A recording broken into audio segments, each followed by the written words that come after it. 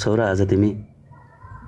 यदि मलाई देख्छौ भने फेरि एकपल्ट तिम्रो हात मेरो शिरमा राखेर मेरो केसहरू चलाइदेऊ न बा, त्यो बाल्यकालमा जसरी नै। म आज थोरै थाकेको छु। नाइ, थोरै होइन बा, आज यसरी थाकेको छु जसरी एउटा युद्धमा भोकै प्यासै लडेका ती सिपाहीहरू थाक्ने गर्छन्। थाहा छ बा, तिमी नफर्किने गरी गएको छौ, तर पनि आशा लाग्छ तिमी फर्किन्छौ कि भनेर। थोरै हात्तिएको छु आज, अनि डगमगाएका छन् मेरा पाइलाहरू। त्यो बाल्यकालमा जसरी फेरि मेरो हात समाएर तिमीले ढोर्याउन मिल्दैन र बा मलाई एकपल्ट। मेरो कोसिसहरू थाकेको बेला त्यो भित्तामा भएको तिम्रो तस्बिर नजिकै जान्छ, तिमीले सम्झाउँछौ कि भनेर। तर किन चुपचाप बस्छौ बा तिमी? मलाई गाली गर, मलाई सम्झाउ न एकपल्ट किन हात्तिन्छस् भनेर। भन्छन् नि बा भनेको भगवान् हुन् रे। भगवान्ले त जे पनि गर्न सक्छ होइन र बा? एकपल्ट त्यही तस्बिरबाटै भए पनि मुस्कुराइदेऊ न मलाई हेरेर। के थाहा, तिम्रो हाँसोले मात्र पनि मेरो थकानहरू मेटिन्छ कि? थाहा छ बा तिमीलाई, तिमी साथ नहुँदा कति एक्लो भएको छु। तिमी बिना यति एक्लो भएको छु जति एक्लो त्यो बाघ बिनाको ओडार हुने गर्छ।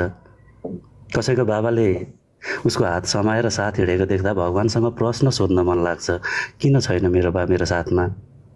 तिमी यसरी गयौ अनि यसरी फर्कियो कि बा जसरी कोही धन कमाउने आशामा रातो खादामा सजिएर गयो अनि सेतो कफनको सिरक ओढेर फर्कियो, केवल यादहरू मात्र फर्कियो। आजकल डर लाग्छ बा मलाई, तिमीले सुम्पिएर गएको जिम्मेवारीहरू मैले तिमीले जस्तै निभाउन सक्दिनँ कि भनेर। म तिमी जस्तो बलियो बन्न सकिनँ नि बा।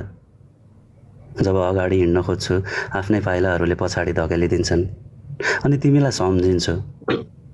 तिमीलाई यसरी सम्झिन्छु बा जसरी चारो खोज्न उडेका भँगेरालाई गुडमा बसेका ती बचेराहरूले सम्झिने गर्छन्। तिमी आउन मिल्दैन र बा एकपल्ट?